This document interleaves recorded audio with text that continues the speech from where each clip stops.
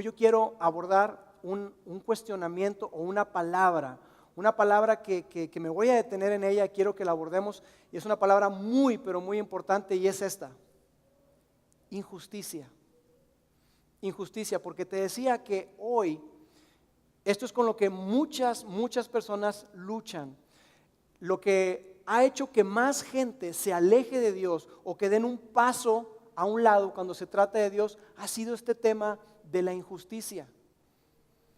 Porque la gente le cuesta o nos cuesta conciliar la idea de un Dios bueno con la injusticia, la maldad y el sufrimiento que hay en el mundo. Seguido escuchamos noticias, seguido vemos situaciones como la que acaba de pasar del tsunami, que hay más de 380 personas muertas. Cosas que dices tú, ¿qué onda con eso?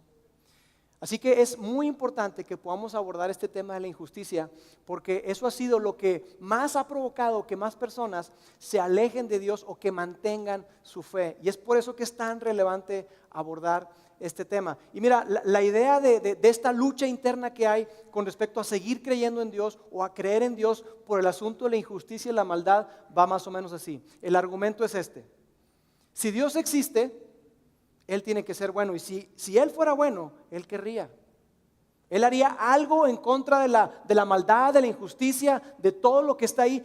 Dios haría algo. Si Él fuera bueno, Él lo haría, Él querría. Por otro lado, la otra premisa es: si Dios existe, Él es todopoderoso, entonces Él pudiera, Él lo haría. Y el argumento va más o menos así, diciendo: mira, ¿sabes qué? Yo veo esto, yo veo la injusticia en el mundo, yo veo la maldad en el mundo, veo el sufrimiento y el dolor que hay en el mundo, y a la conclusión que yo llego es que o Dios es bueno, pero no es todopoderoso. Él quiere porque es bondadoso, pero está como atado de manos porque no puede. O Dios sí es todopoderoso, Él puede hacer lo que Él quiere, cuando quiere y donde quiere, pero no es lo suficientemente bueno como para interesarse en nosotros. Así que lo que mucha gente concluye es que o Dios no es bueno o Dios no es todopoderoso, o incluso decir: ¿sabes qué? No, mira, definitivamente Dios no existe. Entonces yo quiero que hoy abordemos la lógica que está detrás de ese argumento, que está detrás de toda esa línea de pensamiento.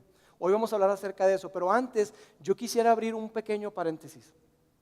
Y este paréntesis es una advertencia a todas aquellas personas que de alguna manera han utilizado o se han apalancado de esta realidad de la injusticia y la maldad para decir que Dios no existe.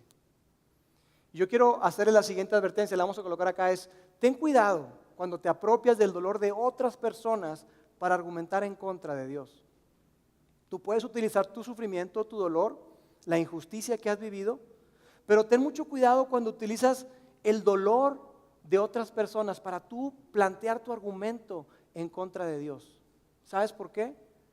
Porque eso puede llegar a ser un insulto para las personas que han abrazado a Dios, para las personas que han experimentado dolor y sufrimiento y que aún a pesar de eso, aún a pesar de que no recibieron lo que ellos esperaban, a pesar de que la vida les entregó algo que dices tú: órale, ¿y ahora esto cómo se come? ¿Qué hago con él? Ellos han seguido creyendo en Dios. Porque nos encontramos algo que cuando hay en diferentes lugares, seguramente te ha tocado a ti viajar o estar viendo otros lugares, te has dado cuenta que hay personas que experimentan cosas muy, pero muy difíciles. Personas que tú puedes decir: ¿sabes qué? Esta persona no está experimentando justicia en su vida. Yo he tenido oportunidad de estar en poblados de nuestro querido país, de México, en Cuba, en otras naciones, y ¿sabes con lo que me he encontrado? Que hay gente que experimenta cosas muy difíciles y aún así tiene fe. De hecho, lo podría colocar de esta forma: gente que un gran sufrimiento muchas veces lleva a una gran confianza en Dios. Han experimentado un gran sufrimiento, han experimentado un gran dolor, han experimentado una gran injusticia, pero muchas veces esas personas tienen una gran confianza en Dios, una confianza extraordinaria. De tal manera que si tú quieres utilizar o has utilizado ese argumento para decir, no, espérame, definitivamente Dios no debe existir, porque entonces, ¿por qué el sufrimiento? ¿Por qué la maldad? Todo eso. Y yo lo entiendo, son preguntas genuinas que nos podemos hacer. Pero no utilicemos el dolor y el sufrimiento de alguien más para decir que Dios no existe, porque esas personas han experimentado grande sufrimiento, pero han tenido una gran fe, una extraordinaria fe. Hay un hombre que se llama Francis Collins, y él es el que estuvo al frente, es un científico brillante, una persona muy pero muy preparada, y él estuvo al frente del proyecto del genoma humano.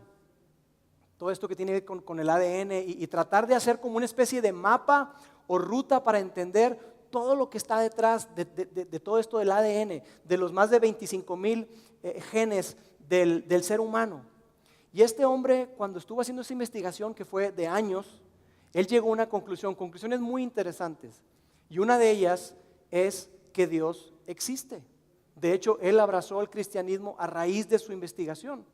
Algo muy, pero muy interesante. Mira, si tú has tenido problemas en conciliar a Dios y la ciencia, tú deberías revisar lo que ese hombre ha escrito. Porque escribió un libro que se llama ¿Cómo habla Dios? La evidencia científica de la fe. Es un libro sumamente interesante porque en él empieza a desglosar cómo es que todo esto del ADN y del genoma humano es algo tan increíble que él dice, ¿sabes qué? Definitivamente tiene que haber un creador. No hay otra explicación porque esto es un diseño perfecto. Tiene que haber alguien atrás, tiene que haber un ser inteligente detrás de todo eso. Él lo menciona en su libro. Así que te digo, si tú tienes problemas para conciliar la fe con la ciencia, ese sería un muy buen punto de partida. Tú puedes leer ese libro que está muy interesante. Y te lo menciono no solamente por eso, sino porque en medio de ese libro, él habla acerca de algo muy, pero muy difícil. Él habla acerca de su propia historia y lo que le ocurrió a su hija. Porque su hija, cuando estaba en universidad, fue abusada sexualmente. Una situación muy, pero muy difícil que seguramente a muchos llevaría a cuestionar a Dios. Pero ¿sabes qué?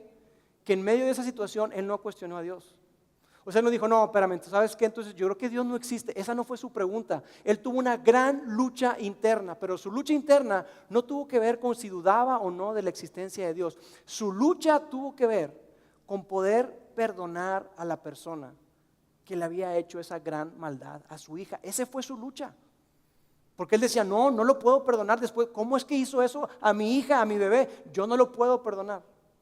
Finalmente, el resultado de esa lucha fue que él lo logró perdonar. Entonces, si tú y yo, de alguna forma, quizás sin darnos cuenta, hemos utilizado el argumento de que Dios no existe en base a la experiencia y en base al dolor y al sufrimiento de alguien más, no lo hagamos. No lo hagamos porque hacemos ver a esas personas, sin proponérnoslo, pero hacemos ver a esas personas como tontas. Y lo que esa persona te diría, Francis Collins, te diría, como te puede decir mi mamá también, que tuvo cáncer, te diría, ¿sabes qué? No me digas que a mí el sufrimiento, el dolor, la injusticia me hizo dudar de Dios, no. ¿Sabes qué hizo eso? Me acercó mucho más a Dios. Y mamá te puede mirar a los ojos, te puede mirar a la cara y decirte, ¿sabes qué? Yo no cambio el cáncer por nada. Pero ¿cómo, mamá? ¿Cómo es que no cambias el cáncer? No lo cambio. ¿Sabes por qué? Porque conocí a Dios como nunca en mi vida lo había conocido. Porque pude experimentar a Dios como nunca lo había experimentado. Así es que no me digas que mi dolor y mi sufrimiento han hecho que yo me aleje de Dios. No, al contrario. El dolor y el sufrimiento fue precisamente el vehículo que Dios utilizó para aumentar mi fe en Él. Así que tengamos mucho cuidado cuando queramos argumentar utilizando el dolor, el sufrimiento y la injusticia de alguien más. Cierro paréntesis. Bien, mira, la realidad es que si pensamos nosotros en esto de argumentar o de pensar que quizá Dios no existe, no está presente en nuestras vidas por el dolor y el sufrimiento, yo quiero decirte algo, que en realidad no hay un argumento para eso. Que el dolor y el sufrimiento no son argumento en contra o a favor de nada. Que el dolor y el sufrimiento no son un argumento que pueda llevarnos a concluir que Dios no existe. Y lo que yo quiero que hoy veamos más bien es que el dolor y el sufrimiento son una evidencia para ti y para mí de que necesitamos definitivamente, todos nosotros necesitamos a Dios. Mira, lo coloco así, no existe un argumento racional en contra de la existencia del Dios de Jesús que esté basado en la injusticia del mundo. No lo hay. ¿Hay un argumento emocional? Sí, sí lo hay. Definitivamente, porque tú y yo vemos la injusticia, vemos lo que está pasando en el mundo o a otras personas y tú dices, no puede ser. No puede ser. ¿Cómo es que un Dios bueno puede permitir? ¿Cómo es que un Dios justo permite tal o cual cosa? Y sí, es un argumento, pero es un argumento emocional, no racional, porque no hay un argumento suficientemente racional en contra de la existencia del Dios de Jesús, el Dios que veíamos la semana pasada, un Dios que es Padre, un Dios que es amor, un Dios que es espíritu, un Dios que está a favor de nosotros. No hay un argumento suficientemente racional en contra de ese Dios de Jesús. Si es un argumento racional, en contra de otros dioses, de ese Dios que muchas veces tú y yo tenemos preconcebido, de ese Dios que de alguna forma tú y yo malinterpretamos o no sé de qué manera decirlo, pero que tú y yo nos quedamos con una noción de Dios, que Dios debe ser de tal o cual forma. ¿Y sabes por qué te digo eso? Que con respecto al Dios de Jesús no lo hay. Porque los cristianos nunca han argumentado a favor de la existencia de Dios en base a un mundo donde cosas malas nunca le sucedan a gente buena. Nunca. No lo vas a encontrar. Si tú lees el Nuevo Testamento, donde viene la historia de los discípulos, si tú lees libros de historia con respecto a lo que pasó alrededor del cristianismo, tú no vas a encontrar que alguien argumentara a favor de la existencia de Dios diciendo, hey, si tú eres un seguidor de Jesús, ¿qué crees? No te va a pasar nada malo. Ahora sí, todo se va a resolver, no vas a sufrir. Eso no lo vas a encontrar. No lo vamos a encontrar, porque de hecho el mismo Jesús dijo, en el mundo van a tener aflicción, pero confíen, porque yo he vencido al mundo. Así que Jesús jamás prometió que si estábamos caminando con Él no íbamos a sufrir.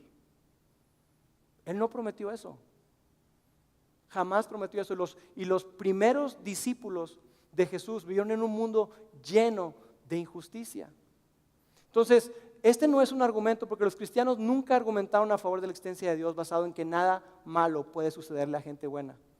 Lo que sí es lo siguiente: la injusticia en el mundo puede cuestionar la justicia de Dios, pero no la existencia de Dios.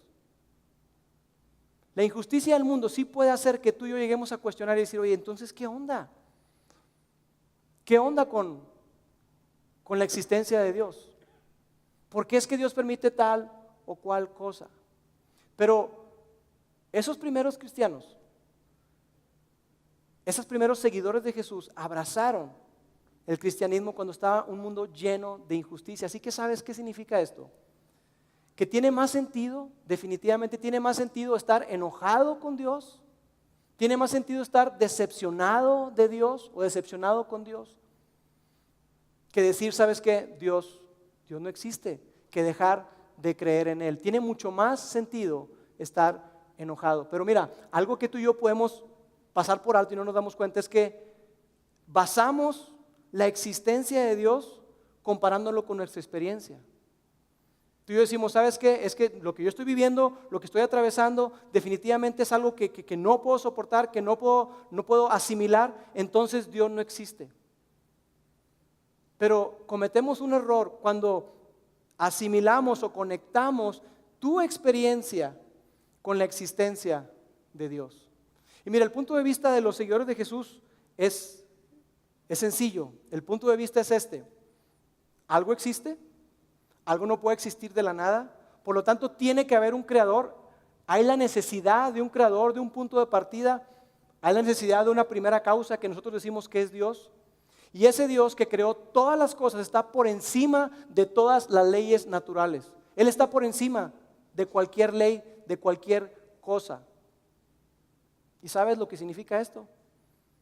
Que si ese Dios creador existe, se abre la puerta para lo sobrenatural. Y Jesús que fue de quien tomamos nuestra referencia, Jesús hizo muchos milagros sobrenaturales, hizo obras sobrenaturales, hizo cosas que no podemos entender, cosas que tienen que ver con sanar a un ciego, con darle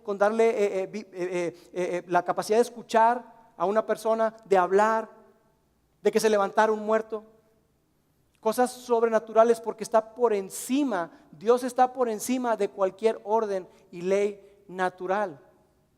Y por eso hay cosas que no podemos explicar. En aquel entonces había muchísimas cosas que la gente no se podía explicar. Y aunque la ciencia ha avanzado muchísimo, definitivamente, aún hoy en día hay muchas cosas que la gente y la ciencia no se pueden explicar. Mi mamá te decía que tuvo cáncer. Y de estar desahuciada, de decir, ¿no saben qué? Denle calidad de vida. Se sanó. Se sanó. Le tuvieron que quitar su seno, le tuvieron que dar quimioterapia, radioterapia, etcétera, etcétera. Sufrió bastante, pero después se sanó.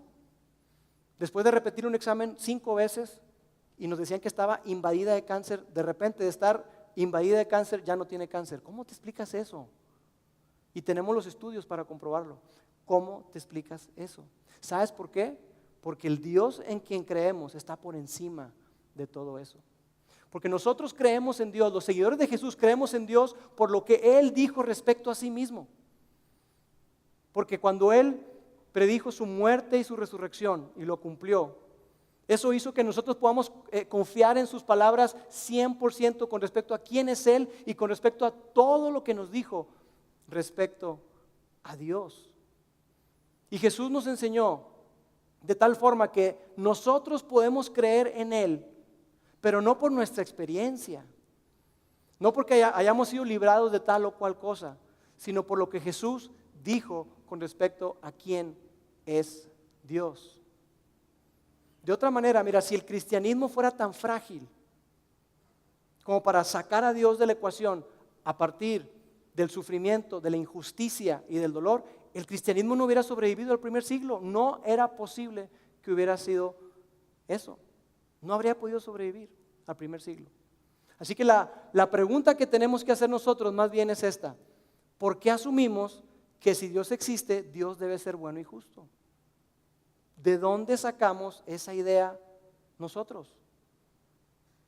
¿De dónde sacamos que si Dios existe, Él tiene que ser, Él debe ser bueno y justo? ¿Sabes de dónde lo sacamos? Porque alguien nos lo dijo. Alguien nos lo dijo. Cuando tú eras niño, te enseñaron y te dijeron, mira, ¿sabes qué? Hay un Dios y ese Dios es bueno, ese Dios es grande, ese Dios es poderoso y ese Dios es justo. ¿Y esas personas de dónde lo sacaron? ¿De dónde viene esa línea de pensamiento? Porque sabes, antes eso no existía. De hecho, los faraones de Egipto no pensaban que Dios fuera bueno, para nada. Los emperadores romanos tampoco. Julio César y todos los emperadores romanos no pensaban de eso, pero para nada. De hecho, la gente pensaba que existían los dioses y eran los responsables de todo lo malo que sucedía. Y por eso querían aplacarlos y por eso hacían sacrificios. Por eso había un volcán que hacía erupción, si las cosechas se perdían, era porque era causa de los dioses. Y tenían que hacer algo para enmendar, tenían que hacer algo para mantenerlos contentos. ¿Sabes de dónde salió eso? No salió de contemplar la naturaleza, porque la naturaleza no es justa. La idea del Dios de justicia y dignidad para todos la introdujo Jesús. Entonces, si tú y yo tenemos hoy una noción de que Dios es bueno y que Dios es justo, esa idea provino de Jesús. Él fue el que introdujo todo ese concepto, porque antes de Jesús nada de eso existía. Y Jesús llegó para darle dignidad a todos. Jesús llegó para decir, hey, ¿sabes que todo ser humano, toda persona tiene un valor intrínseco? La vida humana vale. Porque antes, créeme, no había justicia, no había dignidad, no había imparcialidad para nadie. De hecho, lo que imperaba era injusticia. Y cuando Jesús llega para decir eso, cuando Jesús introduce este concepto de un Dios de amor, un Dios de bondad y un Dios de justicia, lo que había en la cultura era total injusticia, total maldad. De hecho, Su nación, la nación de Israel, estaba siendo pisoteada por los romanos. Y los primeros seguidores de Jesús fueron martirizados, fueron asesinados, pero ellos abrazaron la idea de un Dios justo y bueno. Porque esa idea la introdujo Jesús. Ellos abrazaron el concepto, la noción, la idea de un Dios bueno, a pesar de que su cultura, todo lo que ellos estaban viendo y experimentando, estaba totalmente en contra. Era decir, ¿cómo es posible que esté ocurriendo eso? ¿Cómo es posible que si Dios dice que me ama y yo estoy siendo perseguido, yo estoy siendo martirizado, estoy experimentando dolor, sufrimiento, pero aún así ellos abrazaron el concepto de un Dios bueno? Y nosotros los seguidores de Jesús creemos en eso. Creemos en un Dios de amor, un Dios de justicia, un Dios de bondad. Y sabes, hubo un hombre que hablábamos la semana pasada que fue un discípulo de Jesús llamado Juan, y él esbozó algunos pensamientos con respecto a Dios, a ese Dios de Jesús que él pudo experimentar. Y él dice lo siguiente: amados, amémonos unos a otros. ¿Y por qué nos vamos a amar, Juan? Pues porque es simplemente normas y reglas de civilidad, es lo que debe ser. ¿Pero por qué? ¿De dónde nace eso? Antes eso no existía. Antes la vida humana no era digna. Antes las personas no valían absolutamente nada. ¿De dónde sacamos eso? ¿Por qué? Porque el amor es de Dios, dice Juan. Todo aquel que ama ha nacido de Dios y conoce a Dios. El que no ama no ha conocido a Dios, porque Dios es amor. Así que esta idea, esta noción que tú y yo tenemos y que tú te preguntas, a ver, ¿por qué? ¿Por qué hay maldad? ¿Por qué hay injusticia? ¿Por qué hay sufrimiento? Toda esta idea, esta noción de que Dios tiene que ser bueno y Dios tiene que ser justo, esa noción es una idea cristiana. Es algo que Jesús introdujo. Porque si contemplamos la naturaleza, nos daremos cuenta que la naturaleza no es justa. Llegar a esa conclusión de que Dios es bueno y justo no es algo que naturalmente vayamos a entender. De hecho, hubo un hombre llamado Stephen Hawking, que es un científico brillante, un científico que murió en marzo de este año, y que él era cosmólogo también. Él era un hombre que no creía en un diseñador. A pesar de estudiar el cosmos y cosas, la conclusión a la que él llegaba era que Dios no existe. Y ese hombre, en una conferencia en Cambridge, en la Universidad de Cambridge, allá por los 90s, él dijo algo muy, pero muy interesante, que está registrado en internet, tú lo puedes buscar, y es esto: el terror que acecha mi mente, dijo Stephen Hawking, es que hemos llegado a la escena debido a la evolución, debido a la selección natural. Eso era lo que él concluía. Y entonces, ¿pero qué? ¿Por qué tienes terror?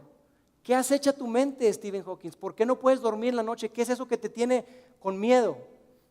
Y él continúa: la selección natural asume el rechazo natural, lo que significa que hemos llegado hasta aquí debido a nuestra agresión. Él, una persona que abrazó la selección natural, él decía, aquí se trata de la ley del más fuerte.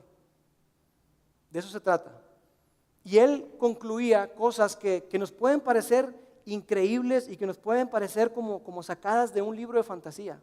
Pero él decía que la única esperanza para la humanidad era que se mudaran, que nos mudemos a otros planetas y que nos separemos, porque de lo contrario, debido a la selección natural, debido a esto que él pensaba, la conclusión a la que él llegaba es, ¿sabes qué? Nos vamos a acabar destruyendo. No porque tengamos armas nucleares, no, porque está en la naturaleza, en la selección natural, es la ley del más fuerte, donde la vida no tiene valor, donde la vida no tiene dignidad.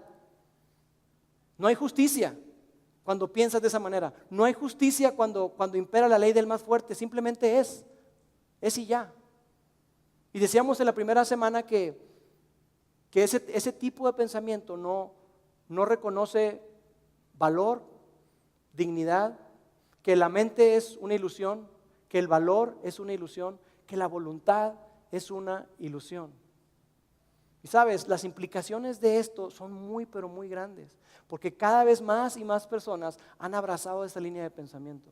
Y entonces lo que queda lo único que queda es pensar de la siguiente manera, diciendo que la mejor manera de deshacernos de la injusticia en el mundo es deshacernos de Dios.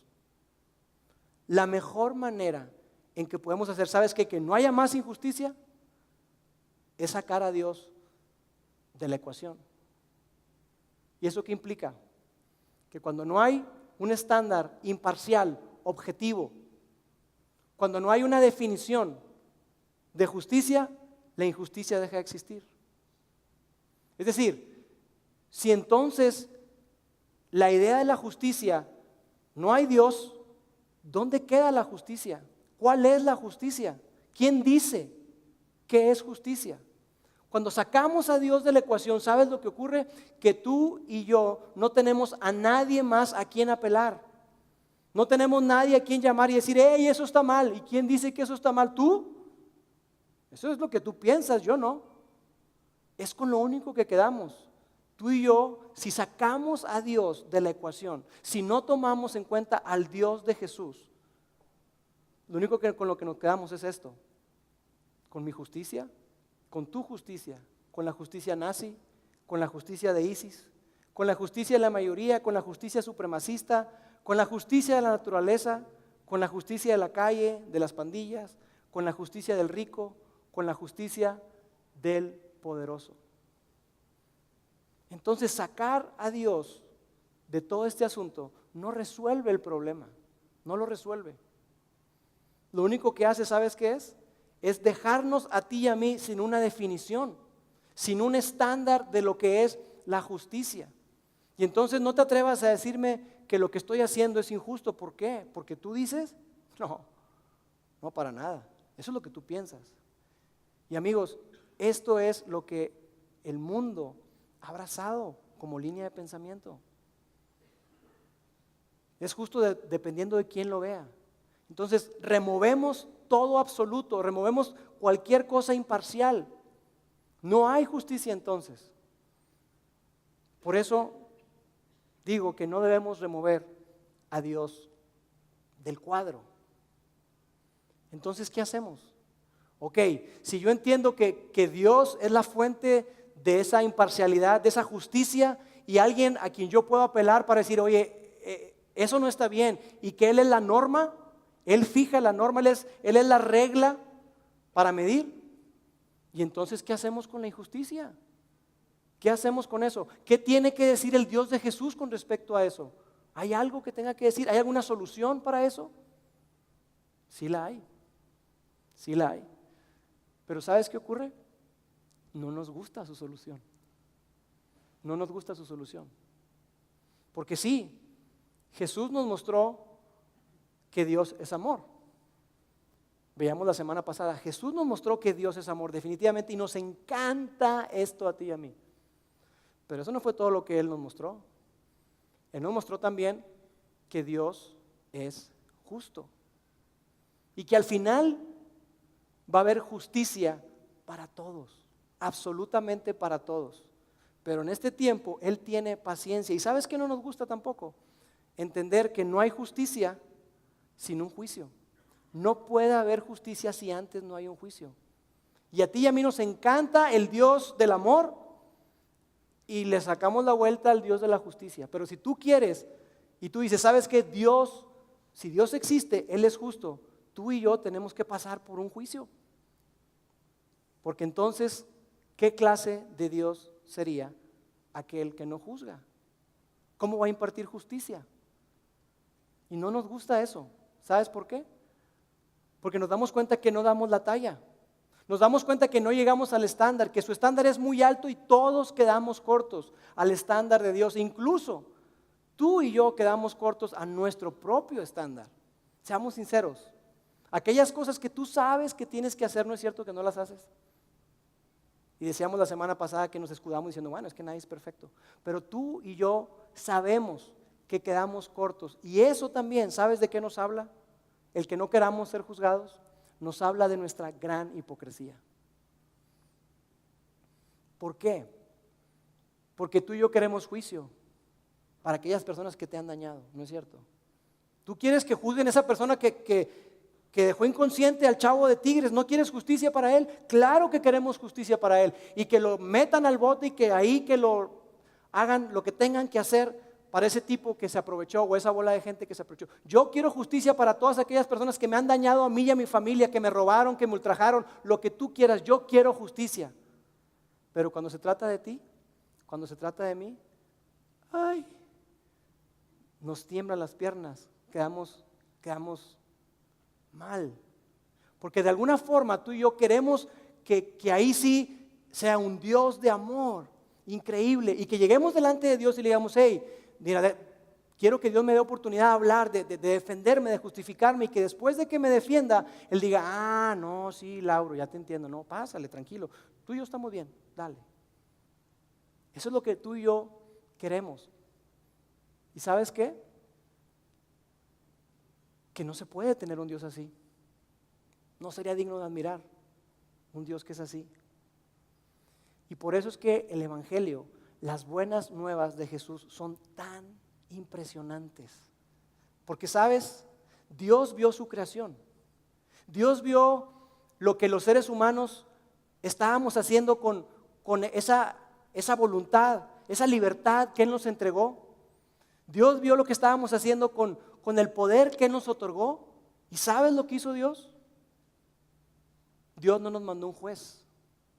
Dios nos mandó a un Salvador.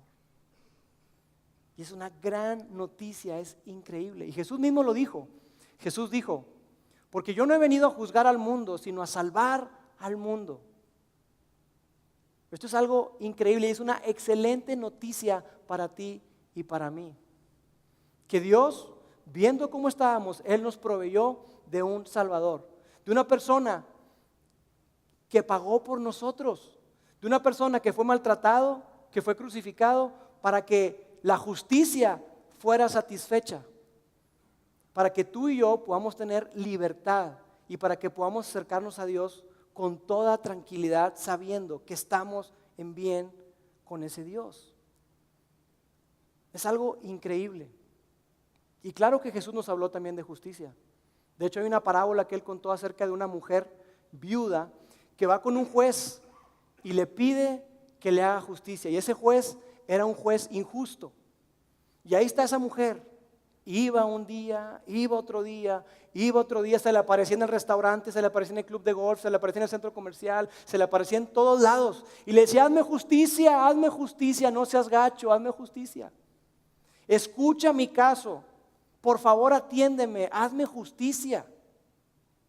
Y ahí está una y otra, día tras día, hasta que finalmente este juez injusto dice, oye, ¿sabes qué? Definitivamente voy a escuchar el caso de esta señora porque me tiene harto, no me va a dejar en paz.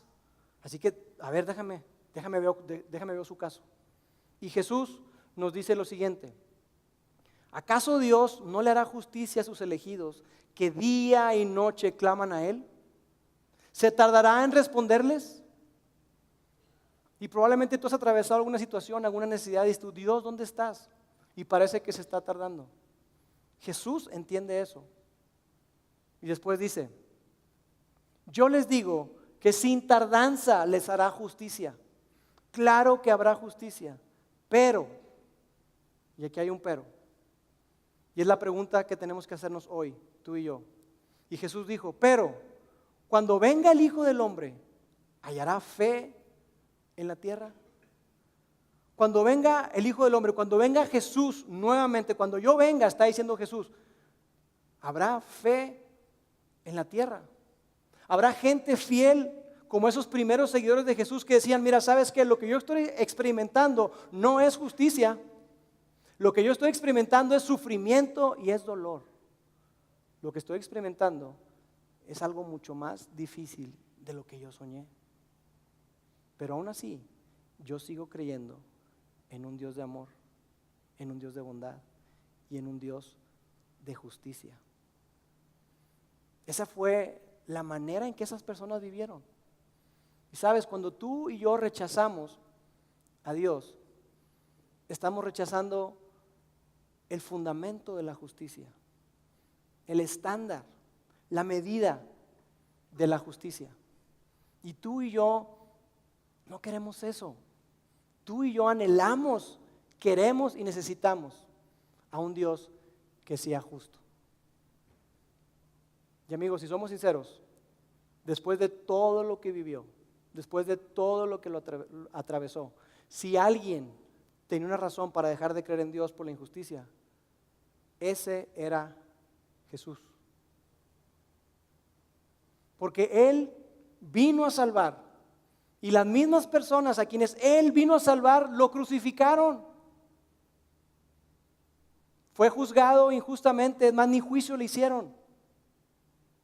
Y lo maltrataron, lo escupieron, lo crucificaron. Y estando ahí en la cruz, Él dijo: Padre, perdónalos. Perdónalos porque no saben lo que hacen. Aún ahí, Jesús extendió misericordia. Amigos, la injusticia, el dolor y el sufrimiento no son argumentos racionales en contra de la existencia de Dios. Son recordatorios. Son recordatorios de que necesitamos a Dios. Y mira, si tú realmente estás interesado en la justicia, en la impartición de justicia, si tú estás interesado en un mundo mejor, tú deberías desear que lo que el cristianismo plantea sea verdad.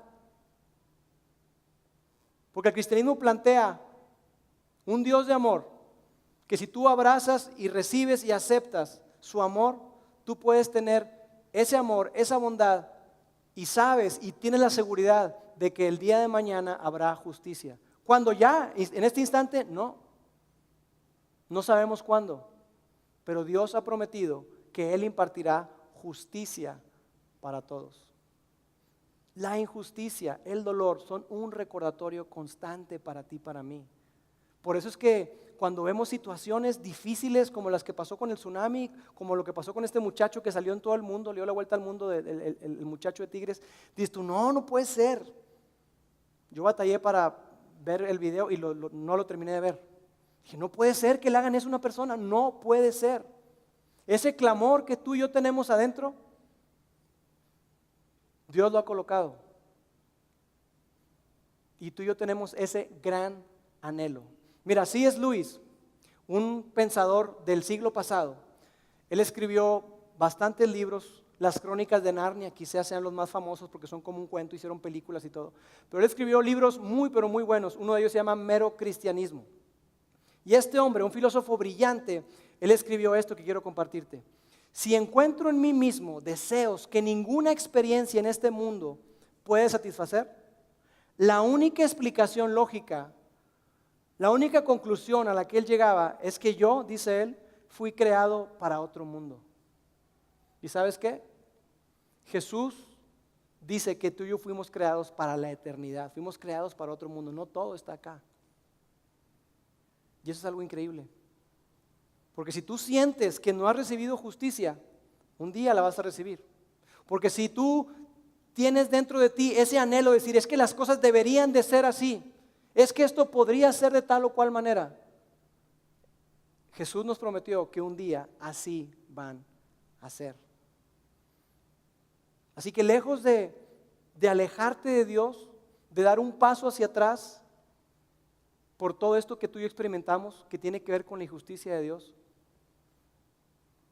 veámoslo como una alarma que resuena dentro de nosotros y que nos dice que algo está mal. Algo está mal en el mundo, algo está mal en nosotros, y que solamente Dios tiene la capacidad, la intención para componerlo. Y que Él ya ha dado el primer paso a través de darnos a Jesús. Así que todos nosotros necesitamos a Dios. Permíteme orar. Dios, yo hoy te doy gracias porque podemos ver, Dios, que definitivamente hay tanta injusticia en el mundo. Hay tantas cosas que no entendemos, que nos dejan llenos de preguntas. Y Dios, yo te doy gracias porque podemos ver en Jesús que en ti hay respuesta para cada necesidad, y que aunque a veces no entendemos, no logramos dimensionar, tú tienes el cuadro completo. Te doy tantas gracias, Dios, porque en ti podemos tener la seguridad de que tú eres un Dios de amor, un Dios de justicia, un Dios que está a favor de nosotros. Dios, ayúdanos a creer y a confiar cada día más en ti. Y que la injusticia que vemos, la maldad que vemos en el mundo, sirva de recordatorio y de la evidencia tan grande que necesitamos de ti, necesitamos de tu gracia, necesitamos de tu misericordia, necesitamos de tu amor. Gracias, porque a través de Jesús la podemos obtener. Te amamos y en su nombre oramos. Amén.